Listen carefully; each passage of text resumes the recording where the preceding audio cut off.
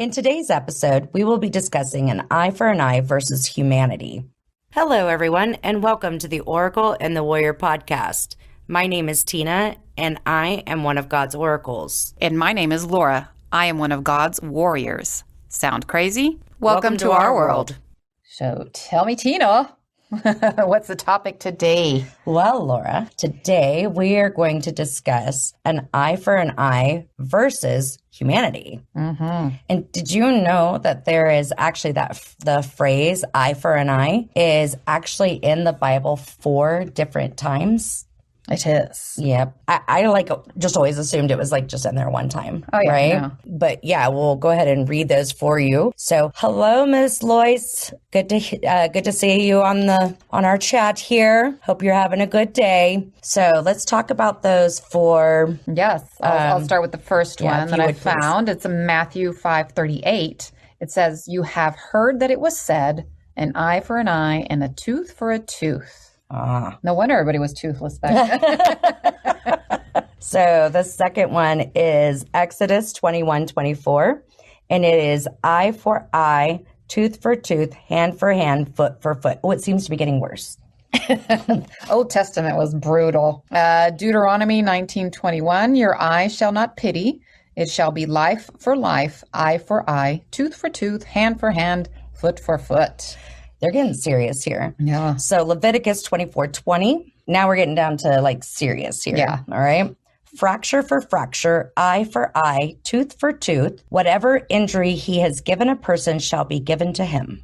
Yes. Do you want to talk about what brought us to this subject today? You know, I don't. We don't want to bring more attention to it, but we can do a brief. I actually, it's not that I want to bring more attention to it. I feel like it is a very good. I have several different views on this. Mm-hmm. So what we're referring to for those of you in the United States, I'm sure you've already heard. For those of you that are not in the United States, if you watch the Oscars, I'm sure you saw Chris Rock, who is a comedian, was doing his little announcer spiel and was just kind of talking, and he made a nasty comment about, the comedians. They're comedians. He made the comment of referring to Jada Pinkett Smith, Will Smith's wife.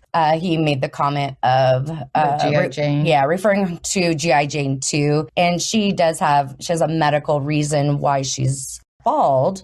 Will Smith, her husband, got up in the middle of the Oscars and walked on to stage and slapped Chris Rock across the face quite hard. Yeah. And then turned around, walked back to his chair. Chris Rock, just says, Will Smith just smacked the shit out of me, Yeah. I thought it was a joke till then. Yeah. And then Will Smith then says very loud, and this is all being televised, right? Yes. Live. And he says, keep my wife's effing name out of your mouth.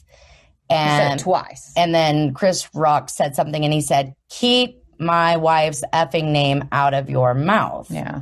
Now, Laura, I would have had the man removed from the audience and charged with assault personally. I don't know if it's Hollywood, schmoozing, just let's turn the other cheek. People thought it was a joke. Who knows? Okay, well, let me ask you this. If it was not Will Smith. Yeah. Okay. If it was not the Will Smith. Can I say a joke real quick? I don't know. I'm afraid. You do not. Well, hold on, real quick. Let me just clarify this before you do this, right? Yes. You do remember we are doing the Oracle and the Warrior. Yeah, it's not who said joke. You have it's to. It's just a joke that I read this morning because everybody's quick to make memes. Yes. So the question was, what did the police find on Chris Rock's face after? What is it? Not powdering, but what do they do? The makeup? No. Like the police when they're searching for fingerprint dusting. Okay, so what did the police find after dusting Chris Rock's face? I'm scared. What? Fresh prints? Not my joke. That's actually pretty good. But it was pretty good because of the fact that that's how Will Smith started out his career as the Fresh Prince of Bel-Air. Versus the Prince, P-R-I-N-T-S. Okay, so that is very funny. Anywho, yes. I'm going to go with you on that one. That one is pretty funny. Anyway, back to it. So you were asking me if it wasn't Will Smith. So just by a show of applause, anybody find that funny? Apparently not. Oh, goodness. Okay. Americans, we do have a different sense of humor. So I'm sorry. That just like totally threw me out. So you were asking me if it hadn't been him. So if it hadn't been him, if it would have been one of us or one of our listeners, would the police have been called? Oh, immediately. Would they have been removed? Yes. Right? Doesn't that kind of go into that whole entitlement of like, if you have money and status that you're not held to the same standards? Yeah. But I'm almost positive that one of the things that we literally were just reading before we started this episode was that whatever your brother has tried, whatever he tried to do to his brother that was false, that he will now be held accountable for, right? That's for everybody. You think. That's for everybody. You think it was. Right? This would be a huge to-do if just some random human off the street walked up and slapped Chris Rock. I mean, there would have been security guards coming out of everywhere and would have, absolutely have taken him down. Mm-hmm. You know what I'm saying? But they would have actually taken him down. Oh, yeah. He would have been and then been arrested and they would have cut. So we go back to, like, my thought process was, okay, you are offended by what he did. Let me go do something a little more offensive. Yeah, because I was just going to say, is that an eye for an eye?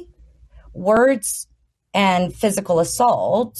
Yeah. But regardless, the whole eye for an eye was very Old Testament. I know. This is how we take care of it. So, but we're because we're talking about eye for an eye versus humanity, right? Yeah. So it was, you said something offensive to my wife, and you are a comedian, and was it tasteless? Yes, it was, because she does have a medical condition regarding it. But for me to stand up in the middle of a live broadcasted episode and to think, okay, this is what I'm doing is, the eye for the eye, here you go, smack. What makes them, you just lowered yourself down to his level. Well, I think you actually put yourself beneath his level. Probably, yes. Because then you went up to receive an Oscar and acted like a beautiful human being. It had the whole thing with Chris Rock not happen, it would have been a beautiful speech. Yes. But all I heard then when I heard the speech, what I heard was, let me give you all the excuses of why I did. Of my bad behavior, why my bad behavior is okay. Yeah. And it's not okay. Nobody has a right to put their hands on another human being unless it is in self-defense. Yeah. There is nothing. Right. No, it's not okay. And you have people watching the show, younger kids, and thinking, look how cool that was, and he got away with it. Well, of course he did, because he's Will Smith. Yes. And the thing is, let me just clarify this. I like Will Smith as an actor. I like his movies. I like the fact that he does stand for what he believes in. Mm-hmm. And he's fierce to stand by his family through all. 100%. And I get that, but I would be mortified if my husband did that. I mean, I would be absolutely mortified if my husband did that. Yeah.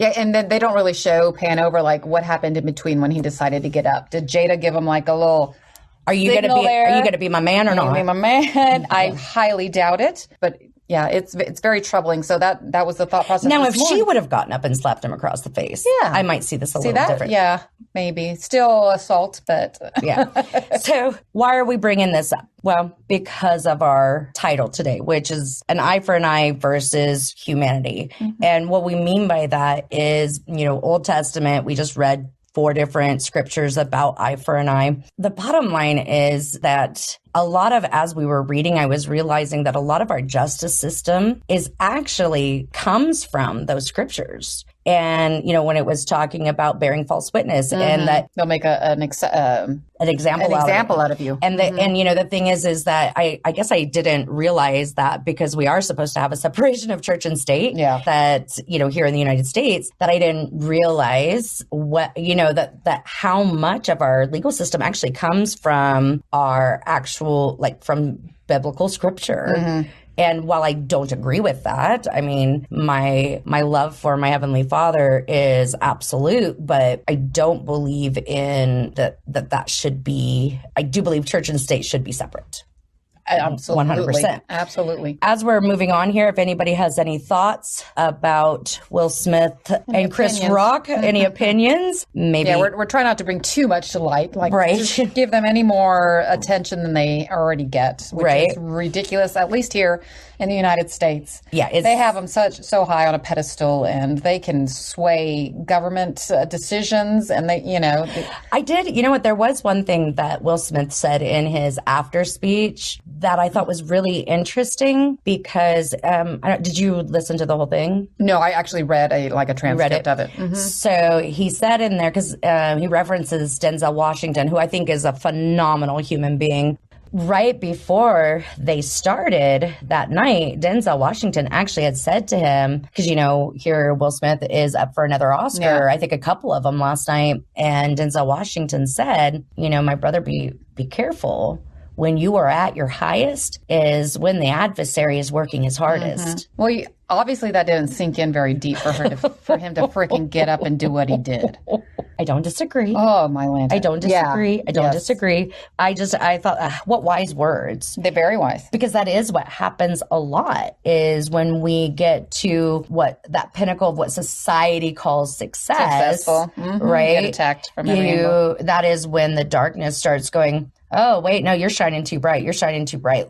Since the world is paying attention to you, let's give them a reason to think that darkness is the path. You know what I mean? So in your opinion, what do you think he should have done? What do I think who should have done? Will. Oh, what do I think he should have done at that very point? Yeah, so Chris Rock makes the joke, comedian. Does he just sit back? Does he wait till the show is over and then go smack Chris Rock? Well, I think that because it wasn't said about him, there isn't anything for him to do. That is my opinion. It's none of his damn business. Yes. If Jada had an issue, then she is a very strong, independent woman. I have no doubt that she would have spoken up. Yeah. She would have spoken up. I would have held on to it, and then, even if he did feel like he needed to, then he knew he was winning the Oscar. You know what I mean? He was going to win something. Then when he got up, speak of it. And say, I want to applaud my beautiful wife for being so strong, even in the face of people who are ignorant about her medical condition. Yeah. She's open about it, so it wouldn't be taboo to mention talk about it, I didn't personally know she had it until later. Well, I didn't and either. I thought it was a funny joke at the time. Because we know G.I. Jane, Demi Moore shaved her head for it, right? So I was like, I thought she had a role that she was doing, that she was shaved. Because I don't really follow celebrity crap. And I read later that she had the alopecia. But so humanity-wise, right? So we're doing... What is the humane thing to do? Well, number one, I think the humane thing... instead of eye for an eye, which I honestly think this was well above and beyond eye for an eye. But what he did was old school biblical, right? What he felt that his wife had been, well, and I think for him, how he was seeing it was, my wife has been humiliated, so I'm going to humiliate you. Yeah. I'm going to embarrass you, and I'm going to make you feel exposed. Like you just made my wife feel exposed, right? Again, not his place, because that's walking her path. You know what I mean? Unless she leaned over and said, "Are you going to go smack him?" Yeah. Which I doubt. Yeah. I played this image, like when they got home, she's going, "What the hell? I can defend myself. You just look what you did to our family," type thing. Because he was going to get publicity with his Oscar win. Right. Because at first I thought it's a publicity stunt. They're trying to, he's already there, nominated. He's going to get the publicity. So the humane thing. Right. Yeah, so I do see where he might have come from, an eye for an eye. Yeah. This is all part of how our society is going down. And because what did that just, like you said before, what did that just tell every child watching the Oscars? If I have enough money and power and somebody says something I don't like, I can beat the crap out of them and get away with it. I am entitled to that. I'm entitled because you said a word that I didn't like. Exactly. What is the humane thing? What is the humanity thing? The humane thing is to pull Chris Rock aside. If he does get an Oscar, speak about it and say, hey, what some of you may not know is my wife has this, and this is why she, and I think she's absolutely beautiful with or without hair. Yeah. Because then what does that do? That makes everybody look at Chris Rock like, dude, you're a douche. Yeah. Because right now, the whole world thinks that Will Smith's an asshole. Yeah. Not Chris Rock. Yeah. You know what I mean? Or, do that or pull him aside afterwards and say, dude, we've been friends for years. Why, do you not know that my wife has this condition? And that's the humane thing to do. honestly, I think speaking, when he did get the Oscar, if he were to then turn around and speak and say, hey, you know what? I'm sure Chris didn't know that my wife has this condition, but let this be a lesson to you guys to be conscientious of those things, because comedians automatically pick out people's weaknesses. Definitely. Yeah. And that's something you are prepared for when you're going to be with a comedian. Exactly. Yeah. That's kind of what you sign up for when you sit up front. Yeah. Yeah. We go to those comedy shows here and we know that the people up front are getting picked on. Yeah. And to be honest with you, it doesn't bother me. I apologize. Take a little sip of the drink there. It's all as well. Live feed on Wisdom. It doesn't bother me in that aspect of it because, like if a comedian says, oh, hey, 4 eyes, or, because I wear glasses, or maybe refers to me being chubby, or, none of, that's an expectation that I have, number one, because I have chosen to be there. To submit myself to it. I have chosen to be there, to be up there. And don't get me wrong, I'm going to say something back, oh, micro penis, but that's just me. Yes. You know what I'm saying? Because it's a comedy show. Yes. And that's pretty much what the Oscars is, awards broken up by comedians, by comedy shows. Yes. They're always trying to make it funny. Exactly. They're entertaining. It's like going to a roast and being offended because you're at a roast. Exactly. So, but in general, and you witness it everywhere. I notice my son, if he doesn't like something, he's not violent per se, but when he's talking about it, he's like, oh, I was going to go beat the crap out of him, And I was like, why? I was like, it's not worth it. Talk about it, and walk away. You want to end up in jail because you're the one that assaulted him while he just said something stupid to you. Exactly. But the initial reaction is like, oh, I'm going to, I'm going to avenge myself and I'm going to beat the crap out of him. And honestly, how is physical violence for a word being said, how is that vengeance for yourself? Yeah, it's not. It's just hurt and fear and anger and all of Absolutely. That because you just proved their point. Whatever it is that they said, if they called you fat or if they called you stupid or whatever, you turning around and resorting to physical violence, everybody looks at that and they don't go, oh, look at that guy. He's so cool. Someone said something to him and he beat him up. Yeah. They look at it and go, wow, you are a douche. Yeah. You know what I'm saying? I mean, I don't really ever see that. I don't look at that because all it is bullying and fear. That's all Will Smith did was bullying and fear. And then that brings, my mind to thinking, like, if he was that quick on national TV live to smack somebody, what's he doing at home? None of my business. Right.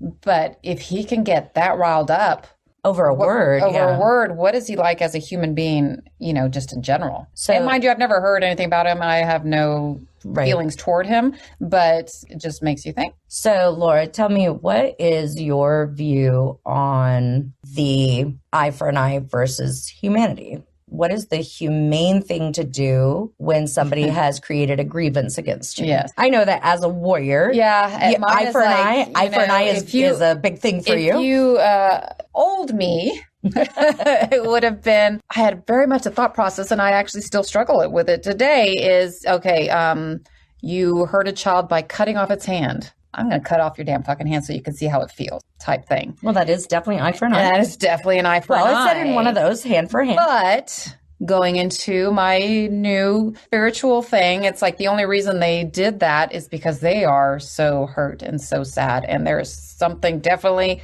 help that they need. Should they have punishment for chopping a child's hand off? For sure. Punishment. I'm not the one to decide the punishment. Right. But I think they and it's actually hard to say, but in my mind, it's like they need more help. They need help. They need spiritual, emotional, psychological help because no reason would somebody hurt a child or any, rob a store and kill somebody, anything without something major going on in their life. Right. And I do agree with you as well. And that is one of the things with the American justice system that the way that they are run, because now they're privatized now. And so they're a business, right? And businesses, basically every business model, I think, except for ours, is to make the client or the customer dependent upon you so that they keep coming back. Yeah. Right. I think we're the only ones that tell people it's my job to teach you. You don't need me. Yes. You can do this on your own. But,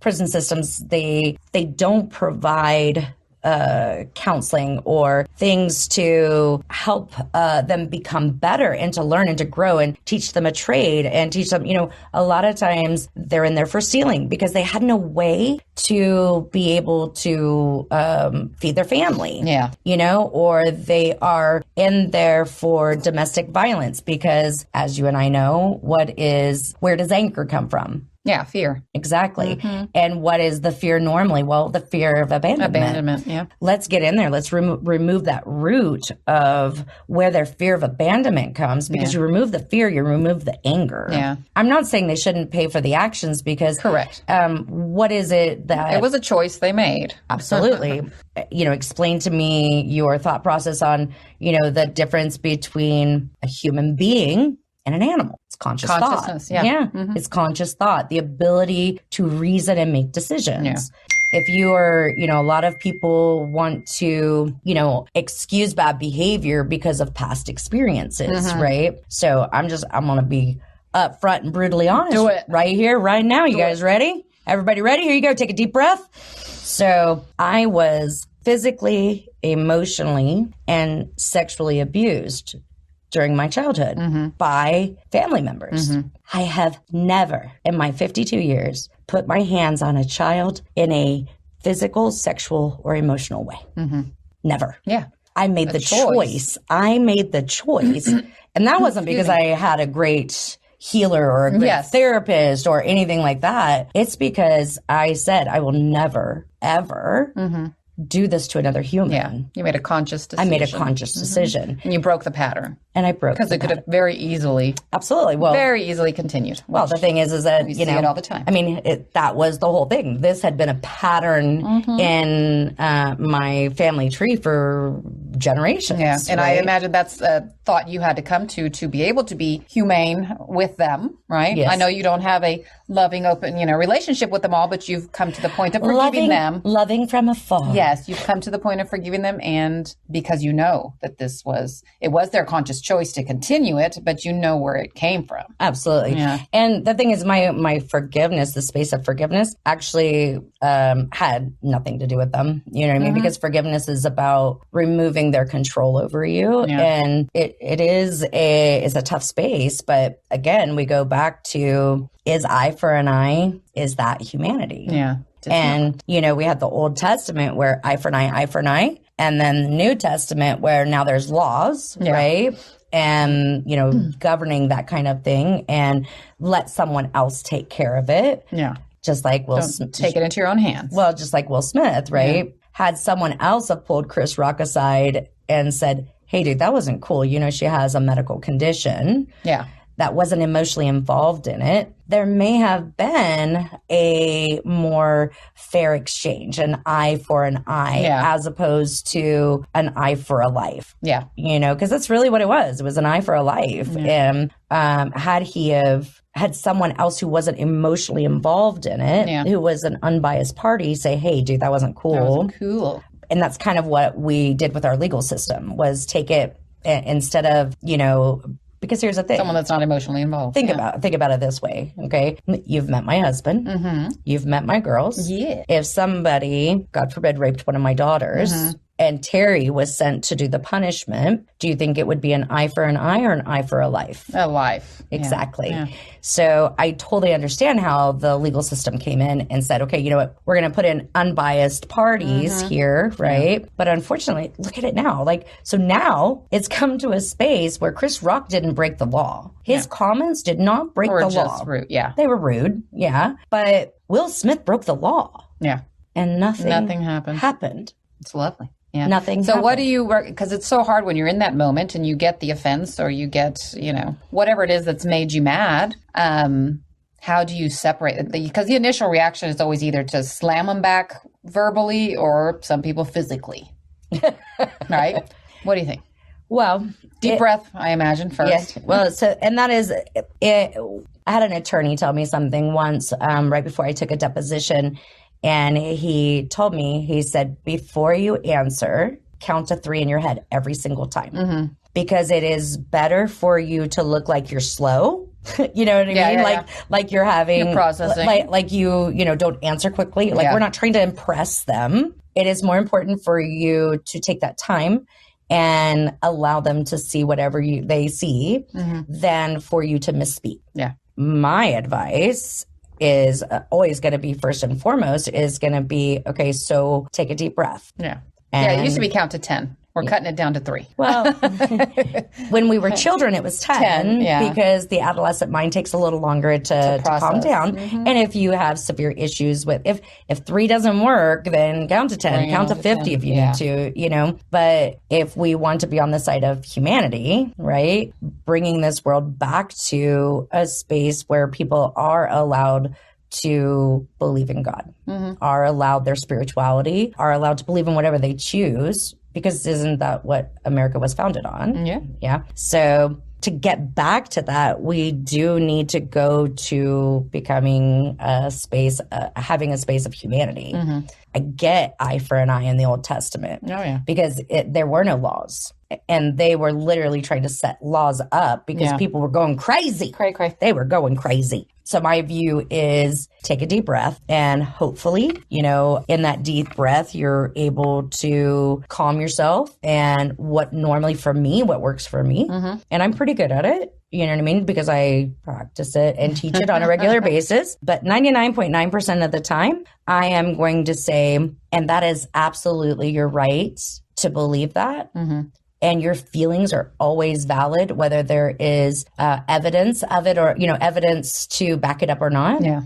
You're allowed your own truth with no judgment, but that is not mine. Perfect. Because again, when, we've talked about this before, 99.9% of the time when somebody's being an asshole to you, it has nothing to do with you. That's something going on with them. If you've done nothing to them, and I'm assuming Jada's done nothing to Chris. Yeah. Maybe. We don't know. Maybe, he tried to hit on her earlier in the evening and she rebuffed him. And so who knows? Yeah. But 99.9% of the time, it has nothing to do with you. And even if let's say that scenario did happen, she did nothing wrong in rebuffing him. Like that, you met my husband? Yeah. You know what I'm saying? And so realizing that it has nothing to do with you helps you to kind of go to a space of, instead of anger, because the anger comes from fear, right? And the fear is what they've said is true. Right? Yeah. So if it makes you angry, maybe you need to look at it. Yeah. Maybe you need to look at it. Yeah. And as I remember a pastor from a church I used to go to, his one that always get me was hurt people. It's the only reason, because if you're happy, healthy, moving along spiritually, you're not going to go out there and just attack people for no reason. Right. So there's something going on. And I have this aversion to referring to people as broken or as damaged, right? Yes. And I always say that, items get broken, cars get damaged. Humans are sad or they're scared. There is a very small percentage of people who are they're psychopaths. Yeah. And they find pleasure in hurting. Yeah. And that is, that's an anomaly. You know what I mean? There are people who have psychopathic tendencies, but, they're not an actual psychopath. But in general, and I would say that they are broken or damaged. You know what I mean? Their psyche is not them as a human being, but their psyche. Something is missing. And I don't know if that is their divine spirit, if they have no soul. I don't know. I mean, I have views, but that aren't really relevant right now. But for whatever reason, they don't possess that humanity. And how much havoc is wreaked on society when somebody who has no humanity, what happens? I mean, look at your serial killers, Ted Bundy, Jeffrey Dahmer, Ed Gacy, all of these people that are horrific humans that did horrific things, Jack the Ripper, they did horrific things because they had no humanity. So if someone slights you in some way, they give you a dirty look and you remove their eye, is that an eye for an eye? No. You hurt my eye, so I hurt your eye, I think humanity, while eye for an eye was needed at the time, I think that we have evolved into humanity. Yeah. Hopefully we have evolved into humanity. You look at the Russia-Ukraine thing and you don't really anymore. See. Yeah. But that's why I think that we were never meant to stay cavemen. God meant for us to evolve. God meant for us to become better humans. We can't do that if we don't evolve the humanity of it. Yeah. You know, he didn't mean evolve in science, evolve in electronics. He meant us as humans. What's more important, to have a car that can fly, or to have every human have the ability to see their own value, their self-worth, have self-love? And of course, you know what I'm going to say, right? I'll ask the question because you already know what I'm going to say. What is the path to working on yourself? What is the path to having that humanity? Self-love. Self-love. And how do we start to obtain self-love? What's that very first step? Mine is setting up boundaries. Okay, so we're gonna go back a little bit farther. So self-forgiveness. Yes. We start with self-forgiveness. And because setting up boundaries is part of self-love. Correct. You know, that is essential, I think, to self-love. And Laura, what is your view on eye for an eye versus humanity? Kill them all. No, I'm just kidding. Coffee and wine, folks. Coffee and wine. No, like I said, the old me was pretty much an eye for an eye. I was not a violent person, so I did not take that into literal terms. But when I'd hear about people harming children or harming animals or, whatever I did, I was like, you know what? They should do exactly what they did, in reverse. And now it is, I'm finding the space of sitting back and looking like, why did they do that? Why are they doing that? Why are they being an a-hole? Right. So, and letting them get it out too as well. I don't want to be a punching bag, but I'm not initially, snapping back at them. Okay, get it out. Okay, now we're going to talk about where did that come from? Exactly. No, I agree with you. And we are going to be wrapping up here in just a few minutes. So if you would like to request to be a guest, if you have any comments, any thoughts on our topic today, or you just want to tell us how much you adore us, how wonderful we are, please feel free to hit that little ask to be a guest to join button. And we would love to hear from you. Also, this will be on our the Oracle and the Warrior podcast, which you can find it on any platform. And also, if you'd like to hear more from us, we do one called Who Said You Have To? Also available. And we can't get enough of wisdom. I think it's... Love wisdom. Well, I'm going to go a little farther than wisdom. I'm going to talk about the badass lady, the Deo. Founder. The founder of Wisdom is a beautiful human named Deo. And her vision of this, she's so much younger than I am, but I still remember back in the day, having that whole, call into the radio show. Yes. And, that kind of thing. And I must say I've called into the radio show a time or two, and it was such a pain though, because you call in and they have like somebody who mans the phones, and then you tell them what your question is, and they're screening you to see if, your question is valid enough to get on the show. And what I love about Wisdom is that there is no screening system. They call in, or they, request to be a guest, and we hear what they have to say. And you're heard. And you're heard. Exactly. And I love that for the people who aren't comfortable with or don't choose to be the ones up here talking, talking live and everything. They still have the ability to have their voice heard. To be having an opinion. And that, of course, I think that just the foresight and the knowledge and the love within that Deo had to say, hey, how do I give people a voice? Because really, honestly, it is for those who, you and I are loud and obnoxious, and I'm loud and obnoxious, but you and I have no problem with standing. We're used to it. We do it so much that we're used to being in the public eye, right? We own a business, Free Will Healing. We do 2 podcasts. And so we're used to this, we're used to this being out there, but you take someone like my daughter, Kayla, or you take Terry, my husband, Sydney, I'm not going to mention because she'd be right up in there. She has no problem. But they wouldn't. And even Emma, who's, she's so quiet, they aren't comfortable putting that out in front of the world. But that doesn't mean they have nothing to say. Correct. And their voices should be heard. Every voice should be heard. Yes. Anyways, well, I think that this has been another amazing talk with them. Thank you. Thank you all for listening. And catch us on your favorite podcast provider, Who Said You Have To, and The Oracle and the Warrior. If you want to know more about Laura and I, you can go to freewillhealing.com. Check us out. Until next time, love eternal, the Oracle. And stand for truth, the Warrior. If you enjoyed this podcast and would like to help us keep it going, please consider donating to our Patreon account. You can use the link in the show notes. You can also help us by subscribing and leaving a review on your favorite podcast platform. Reviews are how we grow our listenership. If you have suggestions for topics that you would like us to cover or have any questions, please feel free to contact us at oracleandwarrior@gmail.com. You can also check the show notes for all social media.